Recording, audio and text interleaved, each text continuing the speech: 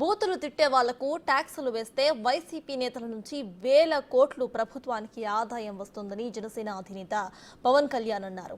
వారి నుంచి వసూలైన డబ్బుతో రాష్ట్ర ప్రజలకు కూడా ఫ్రీగా విద్య, వైద్యం అందించొచ్చని తెలిపారు. ఆయన వచ్చే ఎన్నికల్లో బూతులు తిట్టే వాళ్లను ఇంటికి పంపించాలని పవన్ పిలుపునిచ్చారు. వైసీపీకి ఓటు వేస్తే ప్రజల ఆస్తులు ఆ పార్టీ నేతల చేతిలో పెట్టినట్లే అవుతుందని పవన్ అన్నారు.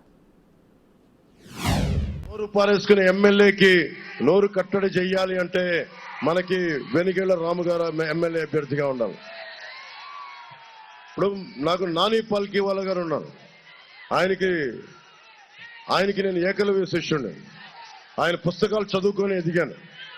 ఆయన ఒకటే మాట అన్నారు, ఈ దేశంలో దాడులకి, బూతులకి, రాజకీయ నాయకులు తిట్లే బూతులకి, దాడులకి ట్యాక్స్ కనుక విధిస్తే ఈ దేశంలో నిధులకి కొరత ఉండదు అని చెప్పి, ఒక్కొక్క వైసీపీ నాయకుడు తిట్టిన బూతులకి ఫైన్ కనుక విధిస్తే మొత్తం ఎడ్యుకేషన్ అంతా ఫ్రీగా ఇవ్వచ్చు. అన్ని బూతులు తిట్టారు, వాళ్ళ మీద ట్యాక్స్ వేస్తే తిట్టిన ప్రతి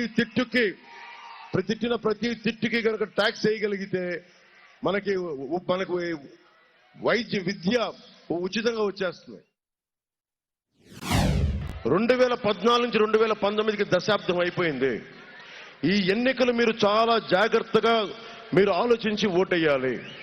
మీకు land titling act, land grabbing act అయిపోయింది. మీరు వైసీపీకి ఓటేస్తే మీ ఆస్తులు గాల్లో దీపం లాంటివే పోతాయి. ఎందుకు కూడా ఆలోచించండి. 25,000 కోట్ల రూపాయలు ఒక్క వైజాగ్లోనే సర్క్యూట్ హౌస్ తో పాటు వేలం పెట్టేశాడు.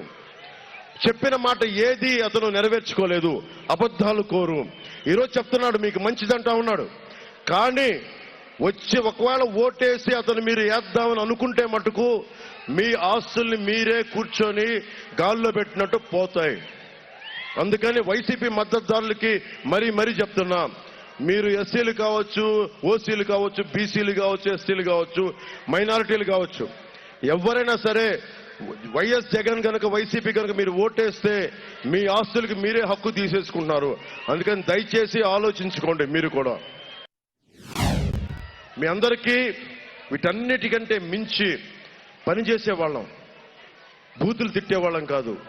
మీరు ఏదైనా తిడితే మాకు పని అవ్వలేదని మీరు తిడితే భరించేవాళ్ళం. అందుకని ఈ బూతులు తిట్టే ప్రభుత్వాన్ని, గోతులు తీసే ప్రభుత్వాన్ని వదిలి గోతులు పూడ్చే ప్రభుత్వాన్ని, బూతులు తిట్టే వాళ్ళని లాగిపెట్టి మోకాళ్ళ మీద కూర్చోబెట్టే ప్రభుత్వాన్ని తీసుకొస్తామని తెలియజేస్తూ, ఆడబిడ్డలకి ధైర్యం, ఆడబిడ్డలకు ఉపాధి అవకాశాలు అందరికీ సమానంగా చూసే బాధ్యత గల ప్రభుత్వం రాబోతుంది కొద్ది రోజుల్లో. దాంట్లో భాగంగా బాలశౌరి గారి గాజు గ్లాస్ గుర్తు మీద మీరు జనసేన పార్టీ మీద ఎంపీ అభ్యర్థిగా పోటీ చేస్తున్నారు. సోదరులు వెనిగళ్ల రాము గారు తెలుగుదేశం సైకిల్, కొత్త మోడర్న్ సైకిల్, అది కొత్త సైకిల్ మీద వస్తున్నారు. తొక్కుకుంటూ వెళ్ళిపోతారు, విజయం సాధిస్తారు. బూతులు తిట్టే వాళ్ళని ఆయన ఒంటి చక్రం లేపి మరి కొట్టుకొని ముందుకెళ్తారు.